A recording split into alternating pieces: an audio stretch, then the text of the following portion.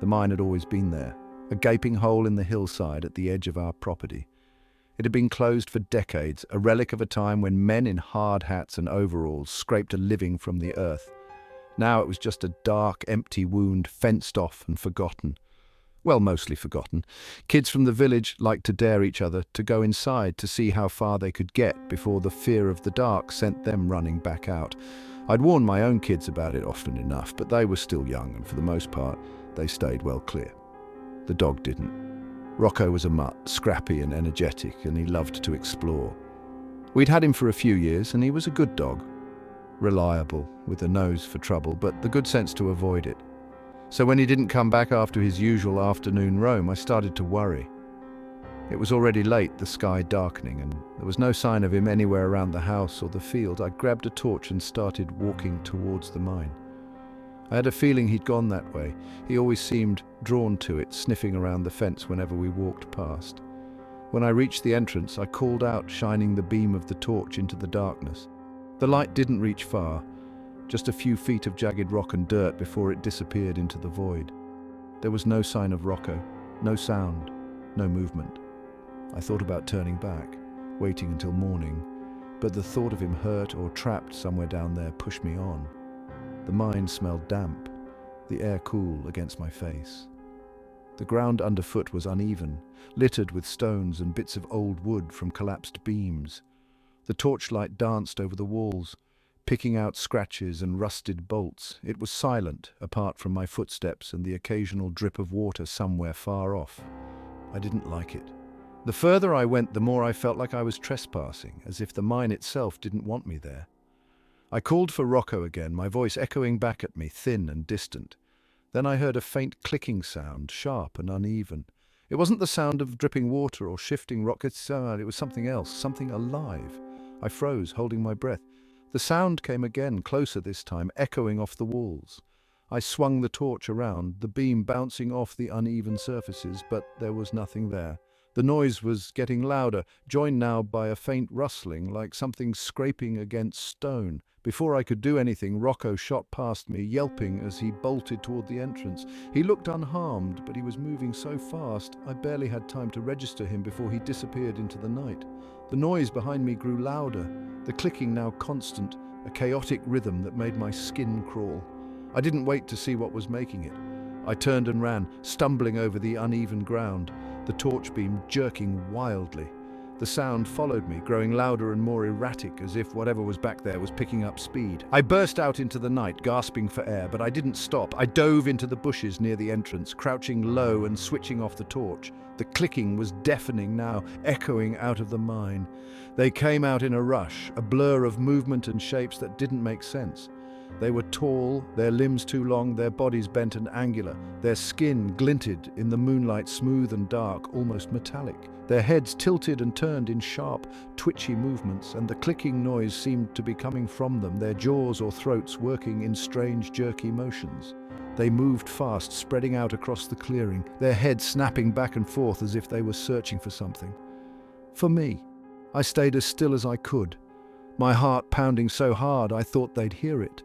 One of them passed within a few feet of where I was hiding, its legs moving with a jerky precision that made my stomach churn. I held my breath, gripping the torch so tightly my knuckles ached. It paused, its head twisting toward me, and for a moment I thought it had seen me. Then it turned and darted off, disappearing into the trees with the others. The clicking sounds faded, swallowed by the night. I waited a long time before I dared to move, crawling out of the bushes and running back toward the house. Rocco was there, cowering in the corner of the kitchen, his tail tucked between his legs. His fur was damp, his sides heaving as he trembled. I tried to explain to my wife what I'd seen, my words tumbling out in a jumbled mess. She stared at me, pale and wide-eyed, clutching the edge of the counter like it was the only thing keeping her upright. Then we heard it, the clicking sound, faint but unmistakable, coming from just outside the house. I was heading west, miles of open road stretching in front of me, nothing but the low hum of my truck's engine and the occasional burst of static from the radio to keep me company. The nights out here felt longer, the sky vast and empty, the stars indifferent. There wasn't much traffic on that stretch of highway. Just me, the trailer I was hauling, and a horizon that never seemed to get any closer. I spotted him standing at the side of the road, a solitary figure in the dark. His arm was outstretched, thumb pointing toward the sky. I've picked up a few hitchhikers over the years. Most of them were harmless, just people looking for a ride, some company to break up the monotony of their journey. Something about this one made me hesitate. He looked disheveled, his clothes wrinkled and dusty, his movements jerky as he stepped closer to the road, but it was late, and the nearest town was still a long way off. He climbed in without saying much, slumping into the passenger seat and clutching a battered rucksack to his chest. His hands were trembling, and his eyes darted toward the window, scanning the sky. I didn't ask where he was headed. He looked like he didn't know himself. For the first few miles, he didn't speak. I could feel him glancing at me, then back to the window, his breathing shallow. When he finally broke the silence, his words came out fast, like he was trying to unload them before he lost the nerve. He talked about lights, bright ones cutting through the dark, hovering just above the ground. He said they'd been following him, watching him. He'd been on foot for days, too scared to stop, always looking over his shoulder. I didn't know what to say to that. The way he talked, it wasn't just fear, it was desperation, the kind that gets under your skin. I focused on the road, trying to push the growing unease to the back of my mind. The static on the radio was getting worse. It wasn't the usual crackle of poor reception, it was sharper, louder, like the signal was being pulled apart. I reached for the dial to switch it off, but the static wouldn't stop. It grew louder, filling the cab, a grating noise that made my ears ache. The lights on my dashboard flickered and the engine sputtered. The truck shuddered, then went quiet, coasting to a stop in the middle of the highway. I tried the ignition, but the key wouldn't turn. The hitchhiker was gripping his rucksack tighter now, his eyes wide and fixed on something outside. The lights appeared, faint at first, just a glow in the distance. But they grew brighter, sharper, cutting through the darkness with an intensity that made my skin crawl. They weren't headlights, they didn't move like any vehicle I'd ever seen. The doors wouldn't budge when I tried them. My hands fumbled with the locks, but they wouldn't give. The hitchhiker pressed himself against the door, his breath coming out in short gasps. The light outside was blinding now, pouring through the windshield. So bright it felt like it was pressing against me. I turned to say something to him, but he was gone. His rucksack was still on the seat, the strap twisted as if he'd yanked it off in a hurry. The light outside pulsed once, brighter than anything I'd ever seen, and I had to shield my eyes. When it faded, the cab was silent. The static on the radio was gone, replaced by the low hum of the engine as it roared back to life on its own. The dashboard lights flickered, steady now, as if nothing had happened. The hitchhiker's rucksack was still there, the fabric scorched at the edges. I sat there for a long time, staring at the empty seat, the glow of the headlights barely reaching the asphalt in front of me. When I finally worked up the courage to move, I didn't look back. The road stretched on, endless and dark, and I drove into it, gripping the wheel so tightly my knuckles ached. The news was on when it started. Just another mundane evening broadcast, the usual run of local crime reports, council updates, and weather predictions. I wasn't even paying much attention. The TV was just background noise while I sorted through some papers at the kitchen table. Then the screen flickered, a brief burst of static like someone had tapped an old antenna. I glanced up, frowning, but the picture was back before I could give it much thought. It flickered again, longer this time. The image warped, the familiar faces of the news anchors stretching and twisting into something that didn't look human. The static returned, loud and grating, before cutting to something else entirely. Grainy black and white footage filled the screen. The camera angled oddly, like it was pointing up from the ground. A face appeared. It was hard to describe, not human, but not entirely alien either.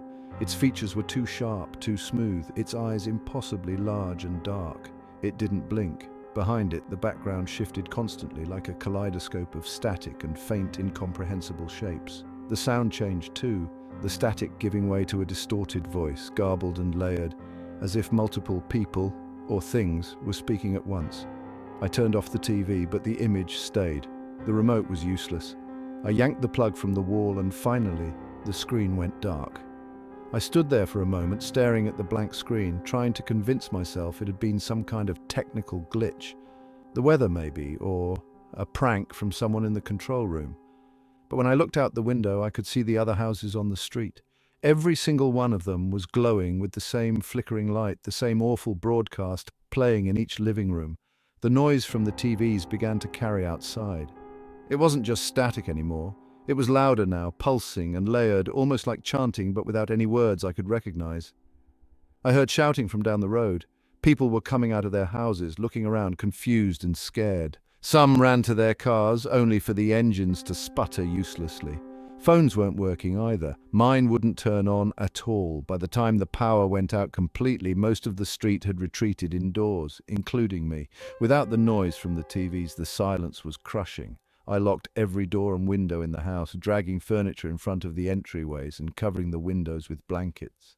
Hours passed. The air outside felt still, too still. I stayed in the front room, clutching a flashlight and straining to hear any sound. For a while there was nothing. Then came the noise, a faint scraping, like claws or tools dragging against the pavement. It was distant at first, but it grew closer, moving steadily up the street. The scraping was joined by another sound, low and clicking, almost mechanical. I couldn't bring myself to look out the window. Something moved past the house, just beyond the curtains. It was tall, with long, angular limbs that moved in a way that didn't seem right. It paused near the front door. I held my breath, my heart pounding so loudly I was sure it would hear. The doorknob rattled, then stopped. The noise faded, but I didn't dare move.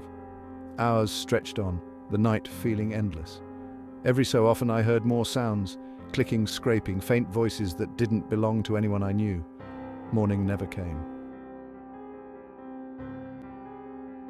It started with a sound, a faint creak of the floorboards outside my room.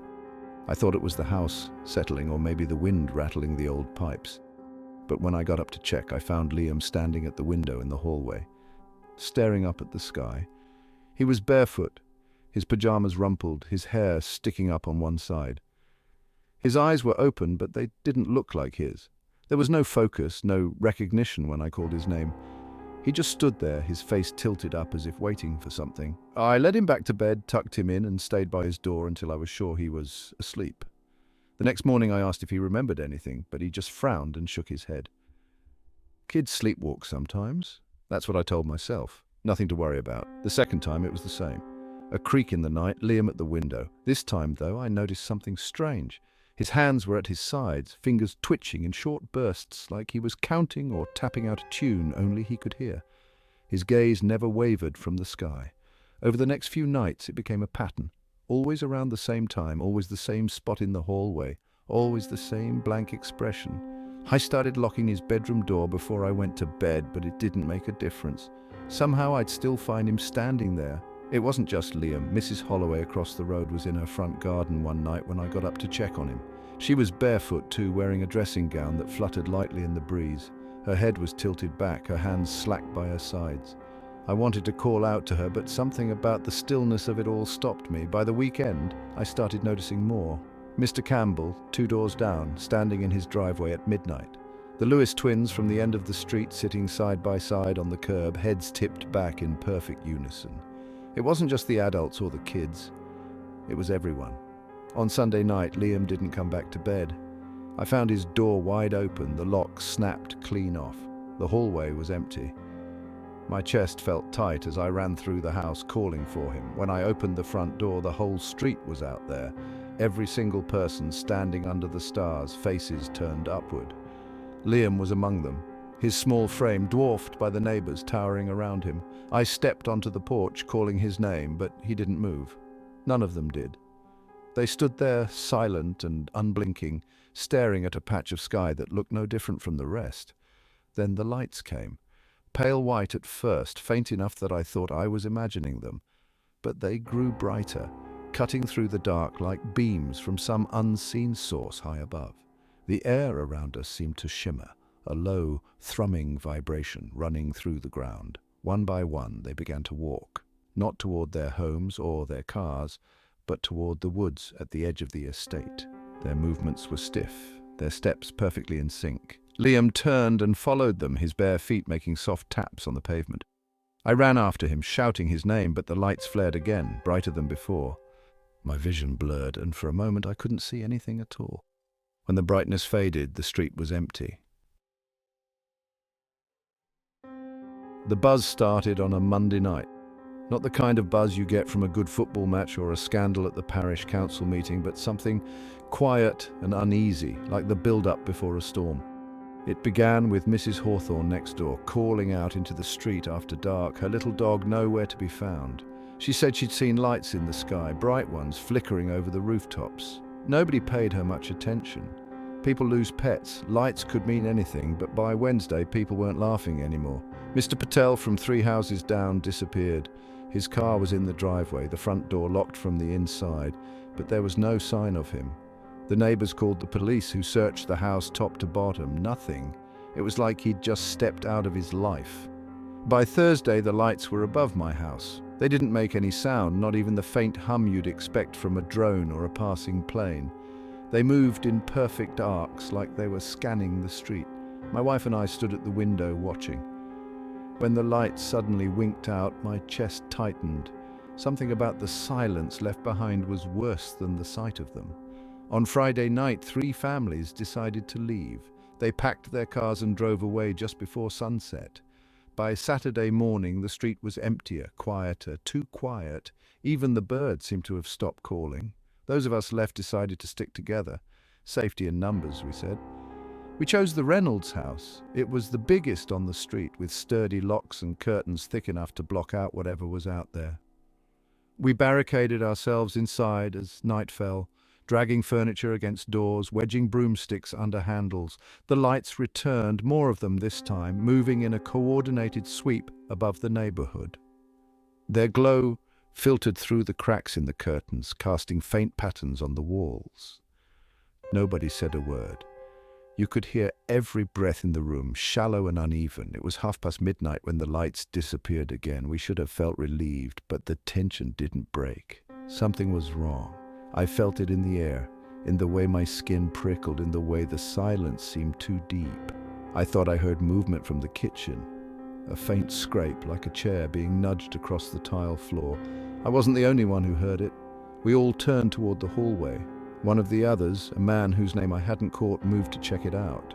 He stepped carefully, holding a torch that barely lit the way ahead. The rest of us stayed in the lounge, waiting, listening. The sound of his footsteps faded, and then there was nothing. No voice, no noise of a door opening, no call back to let us know it was all fine. Just nothing. Then the clicking started. It was faint at first, coming from somewhere inside the house. It wasn't the lights this time. It was closer, sharper, almost insect-like. I held my breath, my eyes darting to the others. The clicking grew louder, and then we heard it. The sound of something moving, not walking, but slithering, dragging, scraping across the floor. The torchlight appeared again, spilling into the lounge. For a split second, I felt relief, but then I realized something was wrong with the figure holding it. The proportions weren't right. It was tall, its limbs long, its head tilting as it stepped into the room. The clicking surrounded us now, coming from every direction. We weren't supposed to be anywhere near the desert. The plan was simple: stick to the main roads, hit the tourist spots, and get to the coast by the weekend. But somewhere along the way, after taking what was meant to be a shortcut, we ended up here. An endless stretch of cracked asphalt and sand stretching out to the horizon. There were no road signs, no mile markers, not even the skeletal remains of a petrol station to give us some sense of direction. Just the road, the desert, and the growing weight of our own uncertainty. The car broke down just as the sun started to dip below the horizon. No warning signs, no sputtering or overheating. One moment the engine was humming along, and the next, everything went silent. We tried the key again, but it wouldn't turn over. The radio was dead. Even the lights refused to flicker on. We were alone, the vast emptiness of the desert pressing in around us. We stood by the car for a while, hoping another vehicle might come by, but the road was deserted. The only sound was the dry wind brushing against the car and the faint crunch of sand underfoot when we moved. The stars began to emerge, bright and cold in the blackness above. I tried my phone again, but there was still no signal. We decided to walk. The air cooled rapidly as night set in, and we trudged along the road, hoping to find some sign of life. The desert felt alive in a way I couldn't explain. Every so often I thought I saw movement out of the corner of my eye. A shift in the distance, something tall and slender standing just beyond the reach of the starlight. But when I turned, There was nothing there. The others must have noticed it too. We started glancing over our shoulders more often, the silence between us growing heavier with each step. That's when we heard the clicking. It was faint at first, like stones tapping together, but it seemed to grow louder as we walked. The sound didn't follow any rhythm. It would start, stop, then pick up again, always from a different direction. I kept telling myself it was just the wind, some strange acoustics of the desert playing tricks on us, but my stomach was knotting tighter with every step. The clicking was joined by something else, a light, faint but distinct on the horizon. It flickered irregularly, like a faraway torch being waved in a slow, uneven pattern. We moved toward it, desperate for anything that resembled civilization.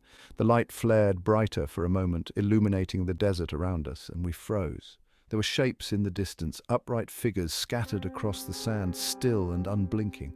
They weren't there a moment ago. We started walking faster, and the clicking grew louder, more insistent.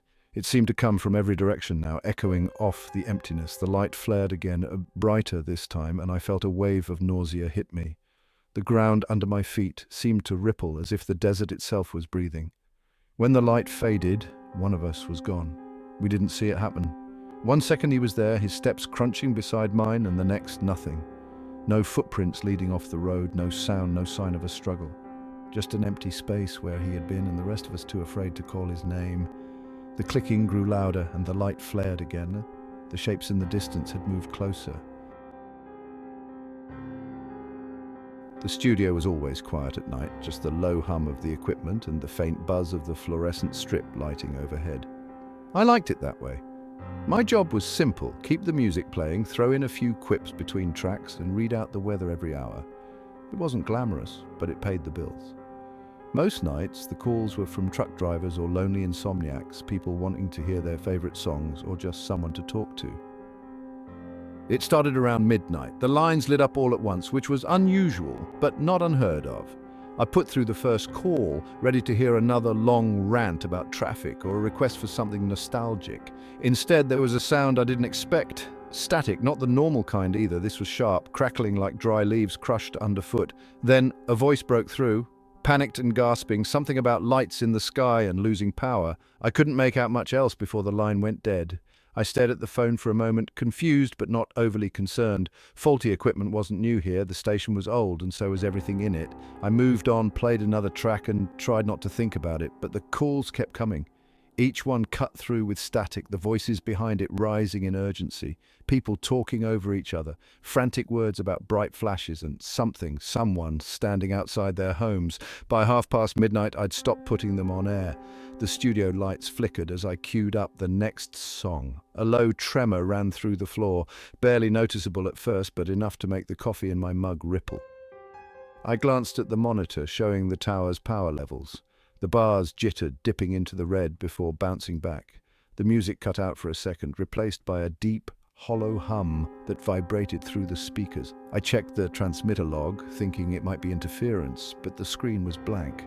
No signal loss, no errors, just nothing. The hum faded, replaced by a silence that made the hairs on the back of my neck prickle. I tried the emergency generator, flipping the switch under the desk, but nothing happened. The lights stayed on, but they didn't feel right anymore. Their glow seemed faint and uneven. The phone rang again. I didn't answer this time, just let it ring out, the sound shrill and constant in the stillness. The windows behind me looked out over the car park and a row of distant trees, and for the first time I felt uneasy about turning my back to them. At about 1:15, the power cut completely. The room plunged into darkness, save for the faint green glow of the emergency exit sign. I stood there, listening. The hum was back, deeper now, and I realized it wasn't coming from the equipment. It was outside, somewhere in the fields that surrounded the station. I went to the window, just to reassure myself, but the moment I looked out, I wished I hadn't. There was a light, impossibly bright, but not blinding, hanging in the sky above the trees. It moved without any sound, shifting too quickly to be a helicopter or plane. Beneath it, the treetops swayed as if something large was moving through them. I backed away, my heart pounding. The hum grew louder, vibrating through the floor and into my chest. I tried the door, but it wouldn't budge. The lock wasn't engaged. It was as if something was holding it shut from the other side. I banged on it, shouting for help, even though I knew no one would hear me. The air inside the studio felt charged, as if a storm was about to break. The light outside drifted closer, bathing the car park in an eerie glow. The figure appeared then, stepping out from the edge of the trees. It was tall, its proportions wrong in ways I couldn't fully comprehend. It didn't walk so much as glide, moving steadily toward the building. I couldn't see its face, or if it even had one, but I could feel it watching me. The phone started ringing again. This time I didn't dare answer it. The rain had started up again, drumming a quiet rhythm against the kitchen windows. I was at the table, staring at an old crossword I'd given up on months ago, pretending the uneasy silence in the house was normal. Outside, the last smudges of daylight were fading, but I couldn't bring myself to switch on the lamp. The air inside felt dense, the kind that clings to your skin. The electric clock above the cooker had stopped at some point during the afternoon. It wasn't the first time, it started 3 nights ago. Lights, the kind you see at an air show, spinning and darting far too quick to be natural. They hovered just beyond the tree line behind the barn, bright enough to cut through the haze of drizzle that never seemed to leave this part of the countryside. At first I thought it was some new kind of drone, maybe a farmer having a bit of fun. But the way they moved, it wasn't right. They didn't wobble or drift like you'd expect. They were precise, moving in strange, unnatural patterns. I didn't mention it to anyone that night. It felt foolish, really. What would I even say? The second night, the power went out just after sunset. There was no storm to blame it on, no loose wires to fix.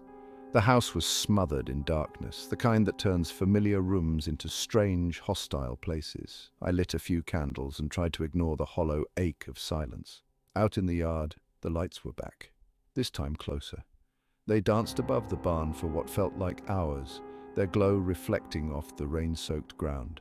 Yesterday morning, I found one of the sheep missing. The fence around the paddock was intact. Not a single hoof print leading away. It was just gone, like it had been plucked from the earth. The rest of the flock huddled in the far corner of the field, bleating quietly as if they were afraid to move.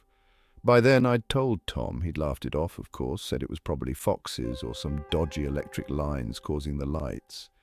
But even he wasn't laughing when the barn doors swung open on their own that afternoon. We'd shut them tight after feeding the horses. I'd checked the latch myself. No wind could have done that. It was as if they'd been invited open. Tonight it's worse. The air feels wrong, like it's buzzing just under the surface. The lights are back again, so close now I can see the way they shimmer through the mist. There's a noise, faint but rising. Not a hum or a whir, but something sharper. I want to call it a pulse, but that doesn't feel quite right. It's coming from above the house, almost alive in its rhythm. I locked the doors and checked the windows twice, but it doesn't make me feel any safer. There's a figure out there now, standing just beyond the garden fence. It's hard to make out through the rain, but it doesn't move. It doesn't sway or adjust its stance the way a person might. It just stands, watching. The lights are spinning faster now, their glow casting a strange, almost metallic sheen across the field. Tom's upstairs, and I can hear him moving from room to room. He won't say it, but I know he's looking for something, anything, that makes this make sense. The sheep are silent. Even the horses aren't making a sound. That's the part that bothers me most. There's no noise at all except for the faint pulse above and the rain on the roof. The figure is closer now. It's moved without me noticing, standing just beyond the porch. Its shape is wrong, tall and narrow, but not quite human. It's almost like it's waiting. The lights overhead seem to be reacting to it, their movements in sync with whatever it's doing. I've locked every door, but it doesn't matter. I can feel it, whatever it is, already inside.